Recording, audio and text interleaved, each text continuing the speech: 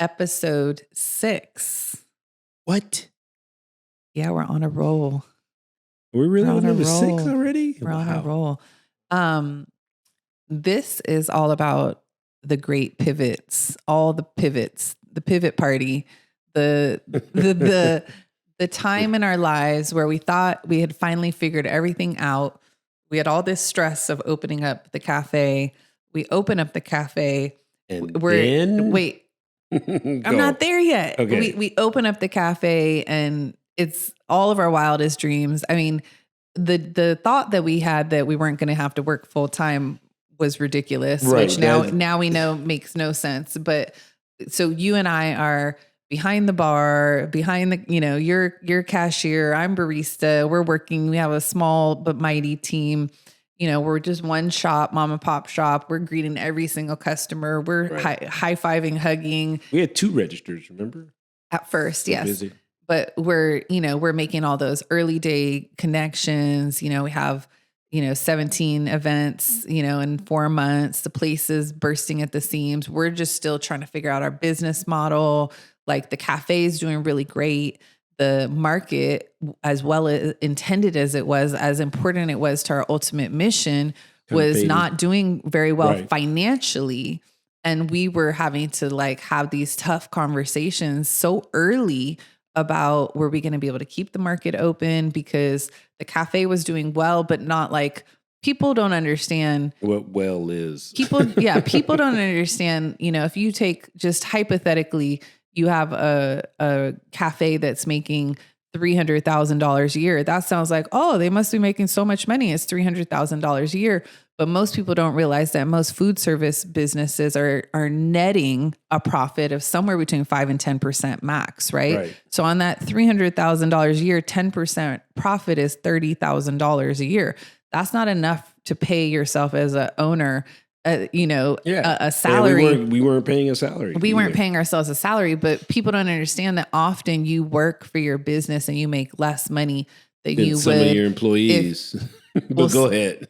Yeah, your employees, and then you would at the job that you came from when you were working for somebody else. So you have to really be doing a business because you love it. And that's why I'm saying it. I am encouraging people to do mission-driven businesses. I'm always being aligned to their why and what they're doing, because you won't wake up each day and do this really hard thing every single day when you're not getting paid a lot. If you don't believe in what you're doing and feel like there's nothing else you could be doing because you feel so compelled to do this thing. And so that's where we were. We had this coffee shop where we're making all these connections. Every minute, everything's feeling so special. It was so still fun. is fun, but I'm just saying. It was so fun. And then we have this market where we're like, we want it to work. We love it so much. We want to feed people, but in the meantime, we're losing money every day. And so you and I were debating, what are we going to do? And even having some tension and some arguments over, what was the right strategy of how we were going to move forward with the market. We were at least thinking of some modification of closing it as a retail market and figuring out what were we going to do about it after that. And in the meantime, the cafe, is fully open. At any given time, we have 20 to 30 people sitting inside the cafe, doing their work, having meetings, using the conference rooms, and then renting it out, renting the hustle studio. And then all of a sudden I see on the news about COVID-19 happening in China. And, on the spectrum, I'm somebody who tends towards anxiety. If there is something that comes up for me, I can get anxious, and I can get anxious in particular about natural disasters, worst case scenarios, what's going to happen if this happens. So my mom, sort of raised me up as putting a nice spin on it, being like, you're a survivalist, you're somebody who wants to have a plan in place. If something happens, you're going to make it because you're the one that has the pantry stocked and, the toilet paper and the whatever. So as soon as I was seeing what was happening in China, I was like, oh my gosh. I think it was also like one case had started in the US. And I was like, oh my gosh, if we're anything like what's happening in China, this is going to become a really big deal. And how are we going to be able to stay open? Like immediately I was like, how are we going to stay open as a restaurant? Right. And here I am probably a month at least ahead of everybody else that ever was thinking these ordering things. all this stuff. Yeah. Well, and I came to you, I did start ordering stuff. I ordered the masks and I ordered the hand sanitizer. Mask, it was like this that too. hazard suits. Hazmat. That too. That also. But in general, I had the masks, I had the hand sanitizer. And at that time, they were talking about social distancing. That was like the light version when it first started. They were like, okay, we don't know what it's going to be. Just 6 feet away. But in the meantime, do 6 feet away. And I just remember trying to have this conversation with you that, you know, that for my own anxiety, I needed to try to like start doing the 6 feet apart thing, getting the mask, getting the things and getting prepared. And you initially were so resistant. It would, my excuse was, I just thought it was early. It wasn't enough information in America yet, or it hadn't come out. So well, and I don't even think, and that was true, but I don't even think you were coming from necessarily a rational place. I think it was more of an emotional place of like, we just opened this cafe 4 months ago. Now you're telling me to move some tables out, make less money. That's what I was hearing. I'm trying to say, you're talking about your rational brain. I'm trying to talk about your emotional response, which is not a conscious thing, which is, I think what you were feeling was, I just went from being tolerated to celebrated. I just started having a successful business. My dreams are finally coming true. And here you are trying to sweep that out from under me and be like, we need to close down. Like, or, you know, what's worst case scenario? Like, I was just like, wait, let's be a little more, let's wait a little bit. But and you were ready to shut that puppy down. Boy, you ready. I wasn't ready to close. You were ready to spray we got the sprayers, remember? Yeah, I mean, early days of COVID, we all did all kinds of things, crazy stuff. That we were scared. People were scared. I was having this conversation the other day with my sister about. Wait, let me just say that because I will forget this. We, after every day in those first parts, before they even told us we were closed inside or whatever, we were sanitizing the entire building. We had this fogger. It was like, it was crazy. I used to put this mask on and go through and have my hazmat suit and I would just spray. And oh my God, I was spraying pure alcohol in the air. It was crazy, man. But anyway. Well, I think that it foreshadowed what we ultimately, I think, became known for, of being one of the most hyper-vigilant businesses ever around safety for our community, cleanliness, all of those things. But so just to flash forward a little bit, that was the early days where it was like, is this going to happen? Is this not going to happen? But overnight, it was Gavin Newsom, right, that made the announcement. I think so. Overnight that, we were shutting down. This was at that point where it was like everybody was taking the 2-week break or whatever. Like, okay, just go home for 2 weeks, everybody, and you'll be fine. And it was like, and businesses closed for 2 weeks, like March 28th or something. Yeah. And we'll do it for, they were talking about a month or whatever, and then we'll see. Yeah. So the inevitable did come to pass, which was we had to close. And we knew it was literally like we found out today. And tomorrow we're supposed to close, right? We found out on like a Tuesday or a Wednesday. They were still debating on whether or not they were gonna close the stores all that week. So it had to be a Tuesday, all that week. And then Friday, we found out, yes, completely shutting down.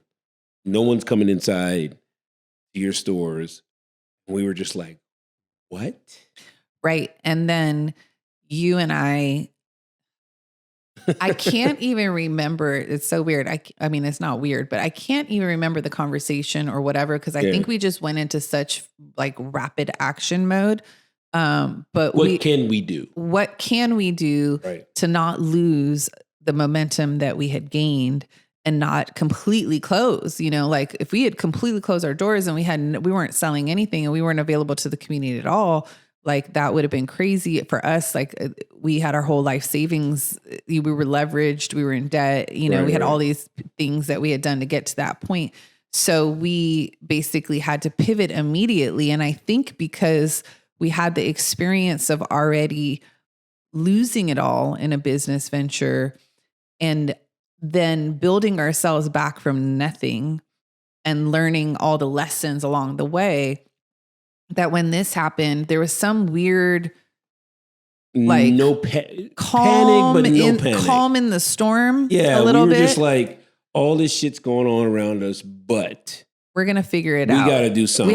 We have to do something. We have to come up with some solutions. We have to work together, which I'm saying is pretty much a miracle because you and I work really well together, but it's usually through some level of debate, discussion, struggle that could take a few days, could take a week for us to get on the same page. No time for that. In this moment, we were like, okay, what are we doing? So we did a combination of two things immediately. Number one is we launched a mobile ordering app. So within that day we closed, the next day you could still pick up, but you couldn't come in the store, but you could order in advance on our Joe app. And then you could. So we felt good about that part. We had to get it out. We had to announce it to everybody. We had to put it everywhere, but that we felt good about. Well, then our website. What were you going to say? We had to make sure our website was up. Remember, there was one of our arguments. There you go. I was fussing about get that thing going, make sure I was panicking a little bit about that. But let me explain what you're talking about because I had a 1-2 punch here. So number one is we set up our mobile ordering app. So we were able to within one day have people start ordering on their phones. People were like still trying to figure out whether they were going to come out the house, but people were like in their pajamas, in their car, driving picking up with their mask on. We're with our mask and our gloves and all that kind of stuff. We had shields too. And shields. But then, and I don't know, for those of you guys listening, I know it's so weird that like we sort of just people we know are still getting COVID right now, but we sort of just got out of COVID or like COVID sort of just ended. But there's some weird amnesia that's going on where we've forgotten the trauma of what we went through and how hard it was. But for those who are listening and were with us during this time, I know you remember that, we were the ones that were so strict about everything. Like I know people loved coming to us because they knew that they were not going to get COVID. I mean, it's as simple as it sounds. I didn't know if I went to the grocery store if I would get COVID, but I knew if I went to South Lake Cafe, I wasn't going to get COVID because they had masks. We had masks, we had gloves, we had shield. You in. We're spraying everything. But the second thing that we did was we knew that we needed the community's help financially. And so we did, this is the second time that we did a crowdfunding strategy and we launched. At that time, it was a call to action for 3 months that we put on social media where we said, help South LA Cafe stay open, contribute $10 a month, and text help Slack to, I don't remember the phone number. It was like 39872. It was easy. It was super easy and it was so effective. Now, we still have some people that from day one. No, we still have still helping support. It's amazing. Yeah. And so immediately we got hundreds of people doing that. And like you said, to this day, years later, we still have our Slack members that are our baseline supporters because that $10 or more a month, it adds up and it creates sustainability for our overall business model where there's a baseline of at least, a handful of, a few $1,000s where all these people together contributing this money at that time, that was like make or break for us. I mean, it was a game changer, but also it was another thing of this, like reciprocal song and dance relationship that we were doing with the cafe where we didn't know at the time that we were laying the foundation of our future community-centered business model at the time. But that's what we were doing is we were saying,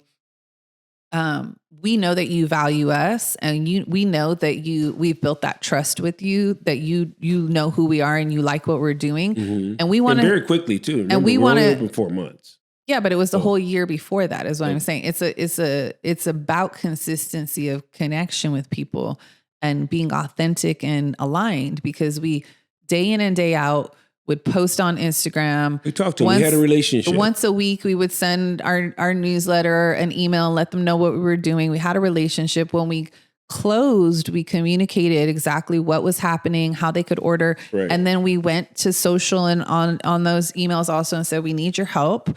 And people responded, but it was because we had already given a lot. We had already built that relationship. So it was like, of course they wanted us to stay open. They didn't even know at that time what we were going to end up doing, and how instrumental we were going to become as a, what do they call it? A pillar in the community. I bet you a lot of people thought we were just going to close up.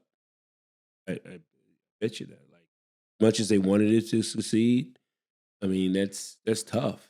Business to just open 4 months ago, but and we saw people were closing their doors left and right. I mean, some people that notice of you have to close tomorrow, that put people out of business forever. Like, people never opened up again, especially the older mom and pop businesses, because they had no way to communicate with their customer base, because they didn't have a website, they didn't have social media, they didn't collect data.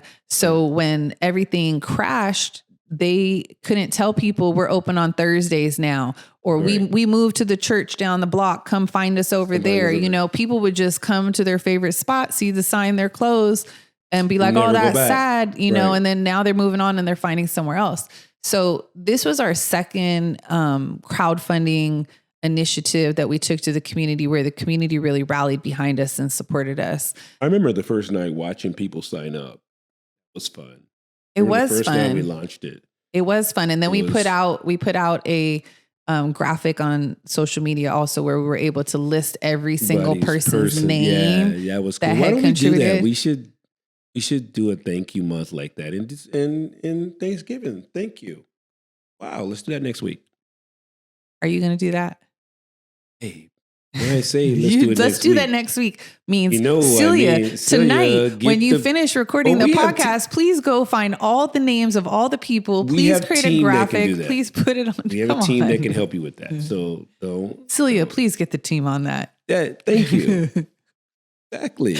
I'm just here to come up with the ideas. You guys go over there and make them happen. Brilliant ideas. You do have brilliant ideas. Let's go. But they can't all happen right now. Okay. Anyhow, so yes, they can. Yes, they can. Okay. All right. I lost my. But get back on your agenda. So we were raising the money from the community, and then it was these early days. Like, can you even remember when we were scared? People were scared to go to the grocery store, right? Yeah. Like, even I was scared for them. I was scared for my neighbors. Because what was happening is, this is before vaccines, this is before education. A lot of people were dying, right? And we had a lot of elderly people on our immediate block, you know, like, which is right here near the cafe. So I was really concerned. Like, yeah. And they were starting to do all the demographics and the studies and start give data, and they would show communities of color, you know, elders, people with higher risk, people with diabetes, or, was a pre-existing conditions, are at higher risk for having negative outcomes. But it was starting to become linked to, socioeconomic factors like your income and your race. So we knew that our community that was predominantly Black and brown, lower income folks were at a much higher risk of, a negative outcome. And so do you remember when you had a dream about oh my God, yes. We were about to, we were about to close the market. This is also happening. This is like the writing's on the wall with the market at this point, because now we're closed. Because prior to that, I was trying to put together all kinds of stuff. I was like, the vegetables are going bad, so I was trying to put together these little packages that people could buy, and it was at a discounted rate so that it wouldn't spoil. So I had this idea of like just Yeah. putting a couple of vegetables in But a that bag. was before COVID. Those were some cool ideas. We were coming out little $10 bags, little $20 bags. But then when COVID hit, we were like, oh, we can't even keep the market open for anything because it's too tiny and to have can't people. go in People there. can't come in at all. And so went home that night during that week and came back with, because remember we were still building the website and getting all that stuff done. Came back with, I had a dream. Martin Luther King came up with, and people were probably doing it already, but I came up with a box or bag of groceries, the essentials. We're not talking about adding meat and all that, but the essentials that a family of 4 could survive for, 4 or 5 days. And I know what it was because it was my thinking of my block and my neighbors, because we're pretty privileged, in the larger scheme of things. We're pretty privileged. So I just was thinking, how are they going to get out? I know I'm going to make it.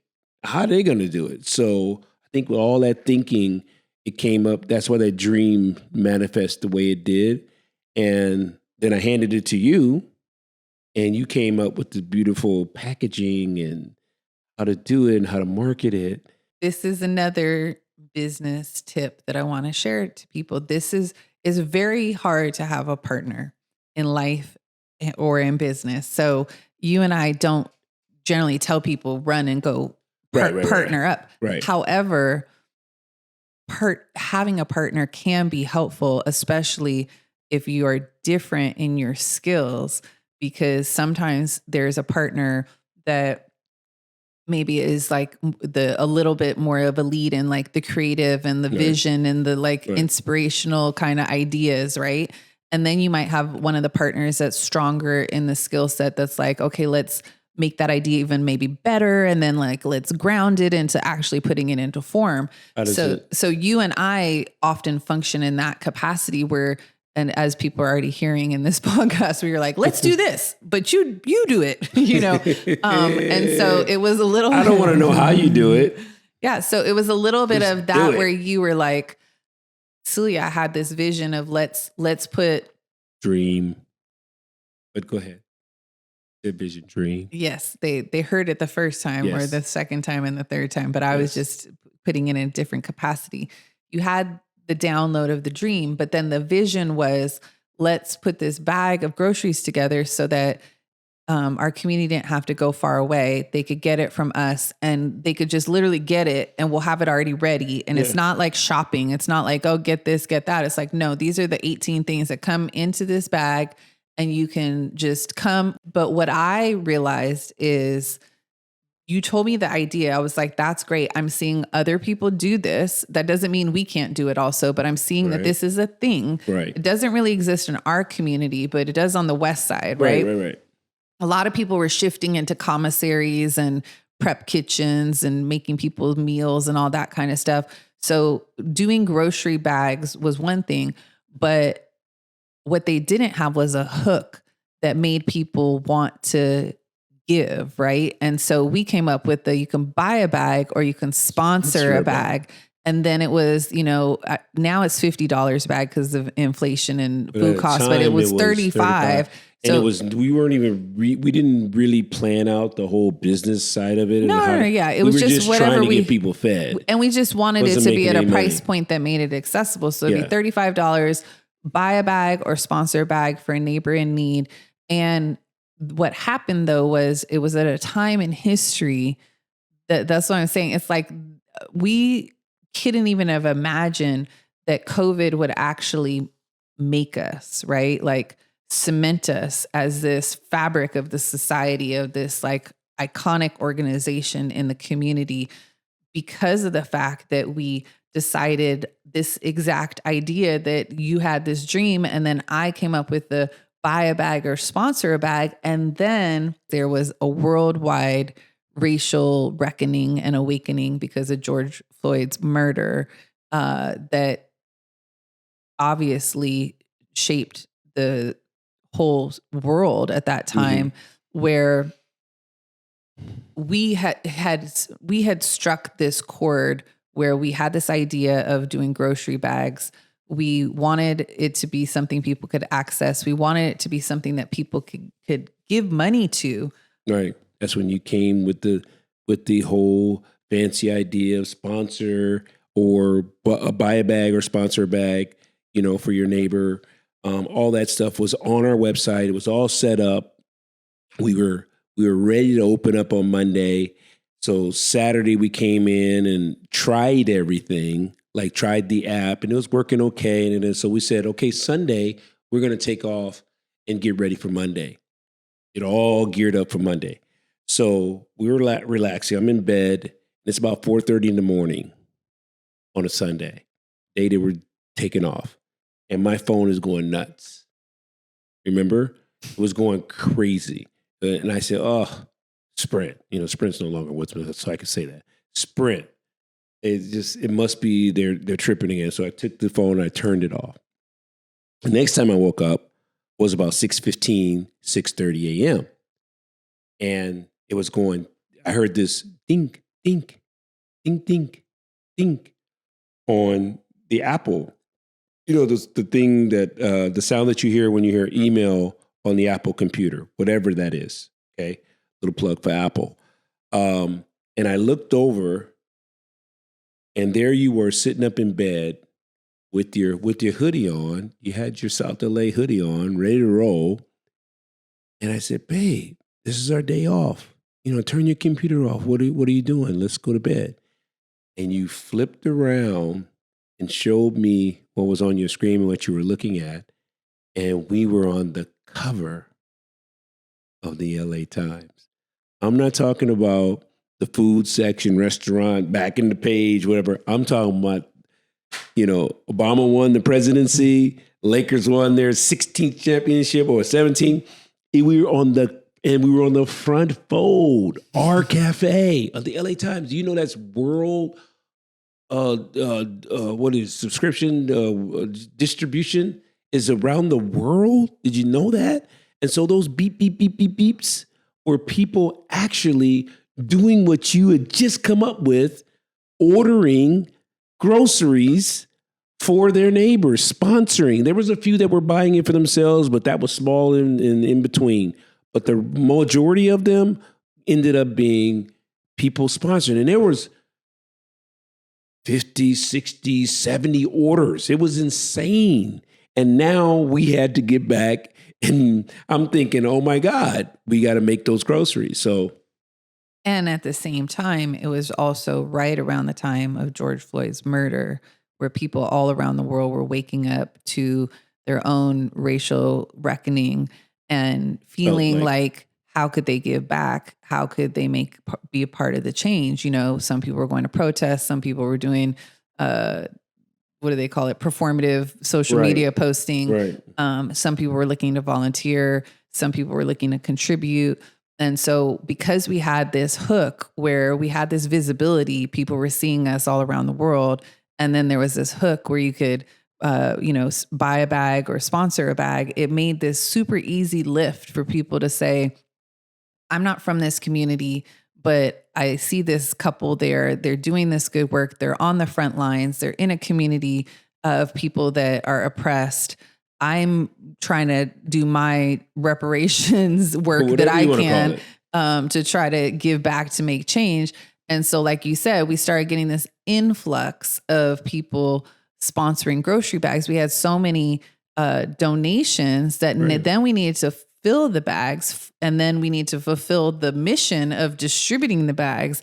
And at that time, we had our South LA grocery truck that U-Haul that, we made the bags, we filled up the truck, and you were going door to door, sometimes till 10 o'clock at night, handing groceries. And I didn't handing groceries to my neighbors all through all the community. I just drive and stop in a block, and I would just go out and hand groceries. It was a beautiful thing. It felt so good, but it was not sustainable. It was not. I could not continue to do that on my own. But I look back and someone was telling me a few months ago that you didn't realize, man, but you were actually, our neighbor, you were actually advertising South LA Cafe without even knowing it. Like, it says people remember two things. They remember trauma. This was a very traumatic time. And they remember what made their tummy feel good, or that you filled their belly. That's why you're always like, Mama's greens are so good. Mama's sweet potato pie. It's because it's to feel good. So it affects the same part of the brain. So here I am, coming with my hat on, South LA Cafe, South LA shirt, and handing them a bag of groceries. And they're just locking into that guy from South LA Cafe gave me some groceries, remembering it during a traumatic moment and also feeding them. So Yeah. And then we got advertisement out of it and didn't even know it. Well, We're even trying. We're just trying to do our that thing. goes into the bucket of the resonant marketing strategies, you know, the things that are the authentic things that we do that still have a ripple effect that are actual marketing. Like you're saying, word of mouth. Like now people have something to say about us that isn't just about the coffee, right? It's like, did you know they do groceries also? Do you know that they're feeding people all around the community? Right. What were you going to say? I was going to say, I was interrupting some dinners that didn't have much on the table. And here I was bringing stuff to the table. You know, it was an emotional time for me. It was a beautiful thing. And then from there, we realized it wasn't sustainable, that we realized we had something going that was good, that our community needed help during a time of need. Our cafe was closed, but we had all this space. We had a market with a walk-in refrigerator and shelves that were empty. And we had all these donations coming in. So we started putting all the pieces together. This is where I think our seasoning as experienced entrepreneurs and business owners really came in, where the strategies started clicking together. And we realized we could start fundraising to support this program. And we could create an ongoing program that ultimately we called the South LA Grocery Giveaway, that launched in June of 2020, where we said, instead of going to the people, we're gonna have the people come to us. So can you imagine all those months, just about me, handing out all those groceries for months? Crazy. So glad when we download to go, why not have them come to us? We renting U-Hauls. We didn't have a truck then. We're renting U-Hauls. Do that. Who was helping me? You I was helping you. What do you mean? I was helping you. I drove the truck. I drove the truck. What do you mean? And we had staff. We had some people, but we had to. Now that I think about it, we had to furlough. We had JB making bags of rice and beans while they were filling the app orders. Right, but I'm saying we were using the resources that we had as smartly as possible. We didn't have customers coming for coffee.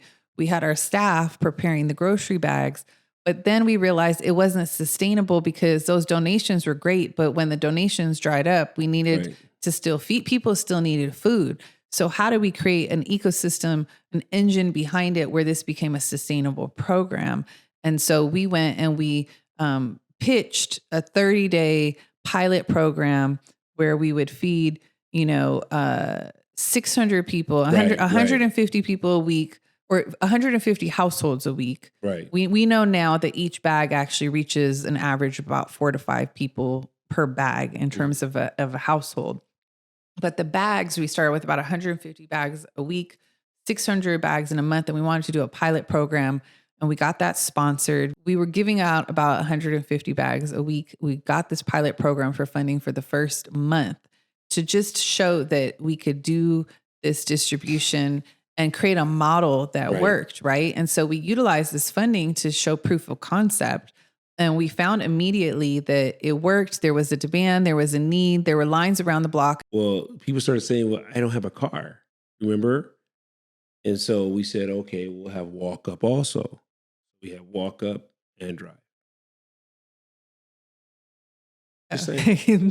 You in this particular episode are wanting to make sure that all these little details get pulled back in after the story has already been said. That's we have to right. reverse the thing and say that part first and You then don't that have to. part You don't have second. to. The memory of how people remember things is not that important. The end of it is They the clearly memory. are because you keep Well, pointing to it me, out. to me, but it doesn't. It really, in the big scheme of things, it doesn't really matter. We were taking care of people, and whether or Well, not the and- line started first or the car line, who really cares? But that's just the way I remember. The point is, we had lines around the block, Right. whether it was people or cars. We worked with all the neighbors. We let everybody know what was happening. It was very hyper local. We were predominantly feeding people that were from the community. But the thing that is interesting about COVID is it wasn't just people who were hungry, right? It was people who were out of work. It was people who just didn't want to go to the grocery store. They wanted some fresh, healthy, free food in their own community. I saw actors in the line. Well, that's the thing. We DWP workers. started getting an influx of Which I didn't volunteers. understand. DDP was still working, weren't they? But anyway, they were in line. Anyway, go. Your brain.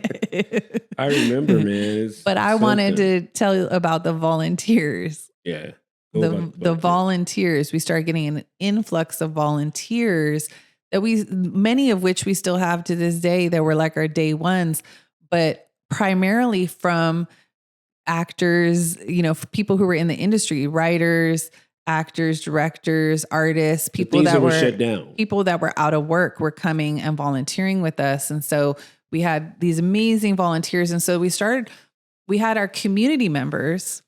We had our very small staff because we had to furlough 90% of our staff. And then we had this whole community of volunteers. And so this fascinating culture was starting to get developed of centering the community, centering the community at everything that we did. And everybody was mixing at all these different layers. And then we added in another aspect that is signature for us also is about our community partnerships. And we started having partnerships with CORE, that was emergency response. Basically, we became the spot for COVID testing and ultimately for vaccines as well. Remember that. And for food distribution.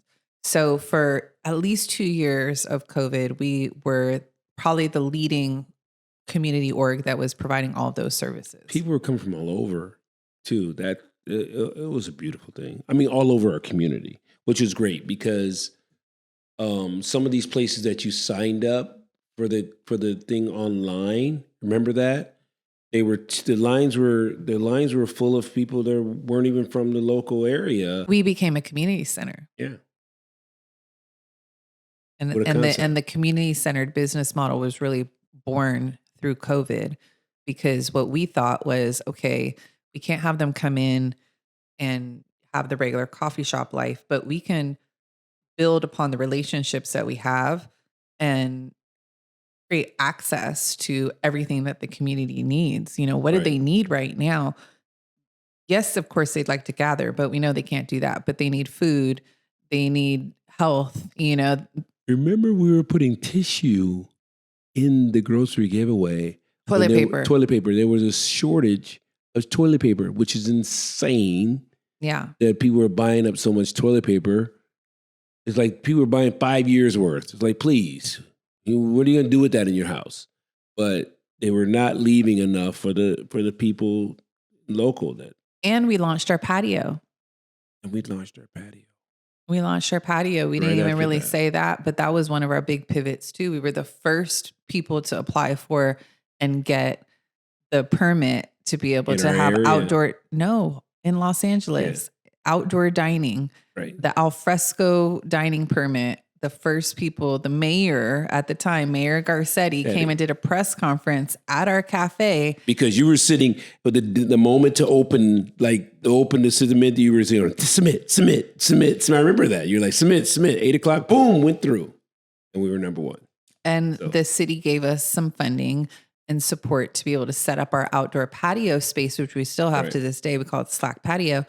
But that was instrumental also because people wanted to gather. They wanted to be in a safe place. They knew that they could come here. It was going to be clean. We had our dirty and clean. Dirty or clean sliders that people sliders to this on day the table. still talk about. Yeah. And so all of that were different things that we did. And then through the grocery giveaway becoming such an instrumental program, we decided that we were going to launch our nonprofit. We were going to apply to get a nonprofit because we knew that there was all this funding that existed out there specifically earmarked for nonprofit organizations for things like what we were doing for the community. So we wanted to be able to basically expand not just being a for-profit, a do-good for-profit, which now we know we've become a certified social enterprise, which is a business that has a mission behind it and has actual impact behind it. But at the time, that was what we were doing. We didn't really know that that was what we were going to become. Right. But we created another prong to what we were doing and created a nonprofit. I like that prong. You like that? Another prong, and created our nonprofit org.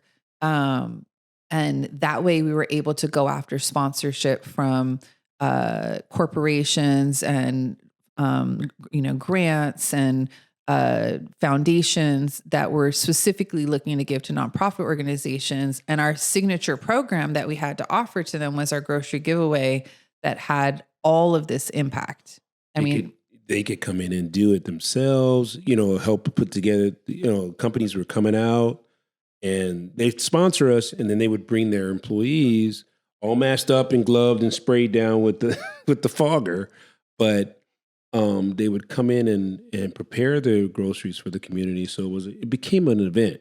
It is now. It's an experience. It's iconic. Yeah. I mean, it's one of those things where it was built out of need, and it's still needed. Here we are, over 3 years later.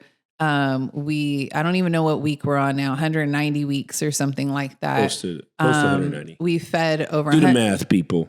We fed over 190,000 people every single week. At this point now, we give out 200 bags of groceries. Over 1,000 individuals gets fed each week. Those bags are usually between 30 and 50 pounds. In each one, there's enough food. I dare you to find a 30-pound. So how many pounds are there? 50 plus. Okay, so let's say they're people come with carts now. So let's say they're 50 pounds, then that's roughly about enough food to form 50 individual meals in that bag, right? So every single week we're giving out 200 bags. That's 10,000 pounds of food. Am I doing my math right? That's right. Yeah. So 10,000 pounds of food, a lot of which is food that we've gotten donated from sources that were going to go to landfills, right? So now we're getting food that is not going into landfills. Waste. We're preventing food waste. We're feeding our community. It's a lot of work, people, every week. It's a lot of work gathering up. And a lot of money. And a lot of money. And a lot of money. We need donors. We need sponsors. If you want to This is the time when you throw in. Well, I'm trying to here. I'm serious. I was doing it. All right. Go. Yeah. It's I was doing the call to action, which is you can sponsor a bag of groceries yourself. That's one option for a neighbor in need. You can also volunteer with us as well. Which you can really helps. You can also sponsor the entire grocery giveaway with your company or your organization. All of this is tax deductible. It's a tax write-off. You can have your entire company team come out and do a volunteer day and have an entire experience as well. So there's so many ways that you can give back and be a part of what we're doing. You can become a member, a Slack member. $10 or more a month helps us, create a sustainable ecosystem for all of this to build. Or you can just be silent and just send a check and know that it's going toward an amazing program, and helping people in need. We do it for all these other things, not right here at home. That's right. Take care of home. So now we have an award-winning community impact project. We really become known for this. I mean, we do a lot of great things. Our business model is insane. But as always, you're the guys that give out the groceries, right? You feed people, right? You feed people, right? Yeah, and so we have become sort of world renowned based on this program. And in a lot of ways, that was designed, by like the Black Panther Party, free breakfast program. And, there's so much heritage and tradition in this movement. We're not the first people who are doing this. We're not the last people who are going to do it, but we have done it in a way that has been all about creating a positive experience. Can you share a little bit about that, about That's why it was important to me. you? It's majorly important because I used to be in these lines with my mom, and you weren't treated the same way, you know, like, or you weren't treated with respect. You were treated like, you know, here's your food, here's your block of cheese, Right. you know, just with like, the people had attitudes. I remember, and I was just embarrassed to be there, but I did it because we needed it. And I Right. went with my mom because she didn't want to go alone. And so I vowed to make sure that people come, when they come to us, they are not going to feel that way. They're going to feel loved. We play music. We go out and we talk to each one of them. We receive them with respect, because you never know what has you in that line. And it doesn't really even matter. Person should be still made to feel like they're welcome and with respect. So, And not othered. You know, it's like every face in that line when you talk to the people, it's like I tell people all the time, I'm like, we're all one paycheck away from, you know, needing food or, you know, needing some right. help. And And some of us are away and we just too much pride. Well, here you can drop your pride and know that you're going to come to some place where you're going to be treated with yeah, respect. not, and So, like, there's not something wrong about the fact that you're in the line. Some people are just there because their bags are so darn good. And it helps. they're Look at it this way. It no matter if you supplements. don't need groceries, you can just say, "Oh, I don't need any groceries." But are you paying a cell phone bill? Well, guess what? If you get these essentials, this grocery bag that we're giving you, then you can put a little bit more on your cell phone. I mean, but you know, and that's not the but to be intent. honest, that's not really what we're doing it for. Yes, Right. it helps. Yes, it helps to, of course. Right. People may or may not have known about this program, but every Wednesday we do this program, but we don't generally market it. Right. You don't, when you go to our website, when you go to our Instagram, you don't see flyers to tell people to come, because we have something that's a blessing that most other businesses don't have, which is we have the following, we have the engagement, because we created our trademarked, you know, community-centered business model, that the community is at the center of everything we do. And therefore, when we tell people to come do something, people come. So we have the 200 families every week that need to get fed. We're good. We're good. And we run out every week. every week. The thing we need is funding. The thing we need is volunteers. The thing we need is food. And we need to keep this going. And we need to keep this going. Right. But that being said, babe, as we wrap it up, you know, this conversation has been about our evolution and through COVID, and how instead of it breaking us, you know, we pulled upon that resilience, that history, that, you know, strength, the life experience that we had to help us pivot, and just all the ways that the unexpected divine came through and, you know, aligned with our action, aligned with our own, you know, thoughts, but also put that little magic piece in there to pull all these pieces together. And when people take notice, that's what's been amazing about all this, is that I don't think a lot of people knew how bad it really is in these communities. You know what I mean? You know, remember talking to Ellen? So as a sidebar, we were on the Ellen show, and I think one of the things during this time we were very excited. It's not something to make like not a big deal. Yeah, it was a big deal. We were on the Ellen show, but I think one of the things that was really awakening from that is she said, you know, in the prep for having you guys come on today, in, you know, the pre-prep that she does with her team, they were telling me, you know, these people, you got to meet them. What they're doing is so amazing. This Talk grocery about us, giveaway.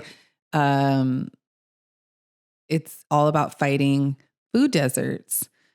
And she said, I did not know what a food desert was until you guys came on my show. And so on air, I told her what a food desert was.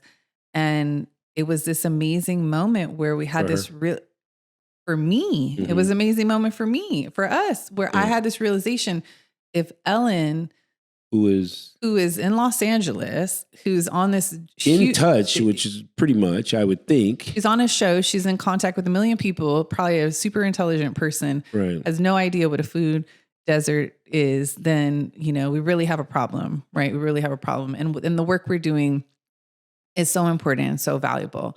But all of that to say, as we pull all these pieces together, you know, we've talked about the journey of, you know, how we started through COVID, how we pivoted into the grocery giveaway, how we became, you know, this go-to location for community services with vaccines and unbelievable, babe. Testing and food distributions.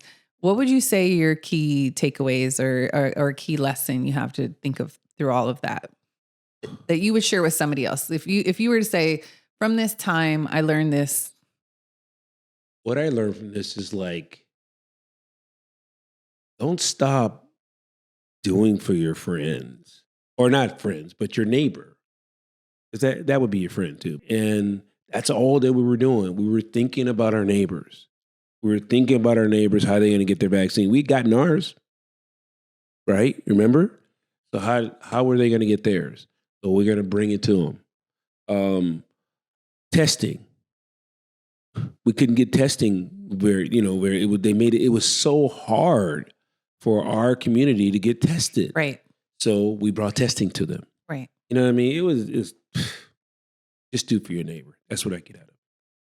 Awesome.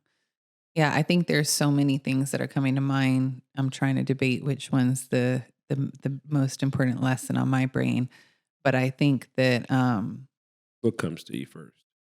I'm literally debating over two things that I want to say. But I think the thing from a straight up business standpoint, for those who have businesses who are listening to this, what we literally saw was the divide between who survived and who didn't. And there's a lot of different reasons. It's not just, you know, one thing, but seriously, you know, make sure that you are collecting your customers' information.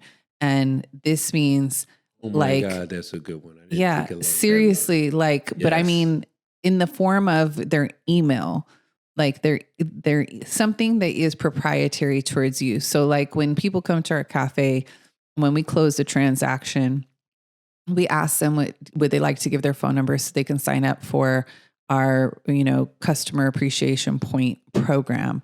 We also say, since you're a new customer, you know, we'd love to offer you a little something, a little gift from us. You know, please get a couple cute little buttons that we have here in the back. And while you're at it, please complete the new customer form with your name and your email and all of that so that we can add them to our database, right?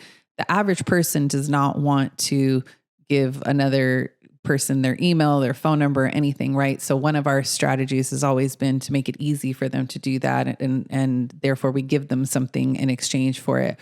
But over time, you know, we collected thousands and thousands and thousands of emails and a bunch of people's phone numbers. Right. And yes, if you see us on Instagram, we have over 50,000 followers, right? Where people be like, oh, you're blowing up on Instagram. You're amazing on Instagram. It's and not yes, just Instagram.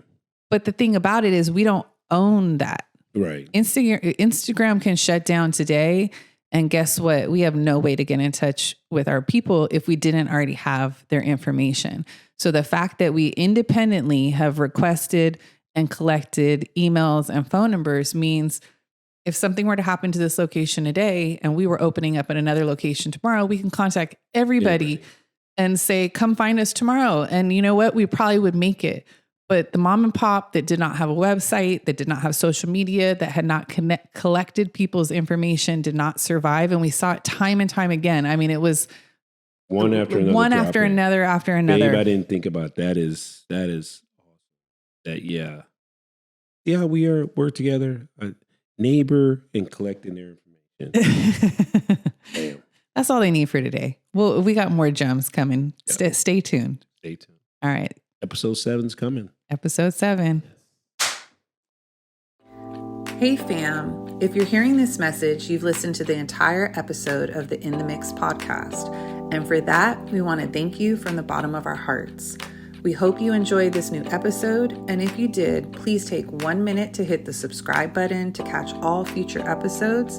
And then please give us a 5-star review. Also, if you want to support our Black and women-led multiracial movement to fight social, economic, racial, and food inequity, please head to our website, southlacafe.com, where you can become a monthly member, sponsor groceries, volunteer, buy merch and coffee, and make a tax-deductible donation. Sending you lots of peace, love, and blessings from our family to yours.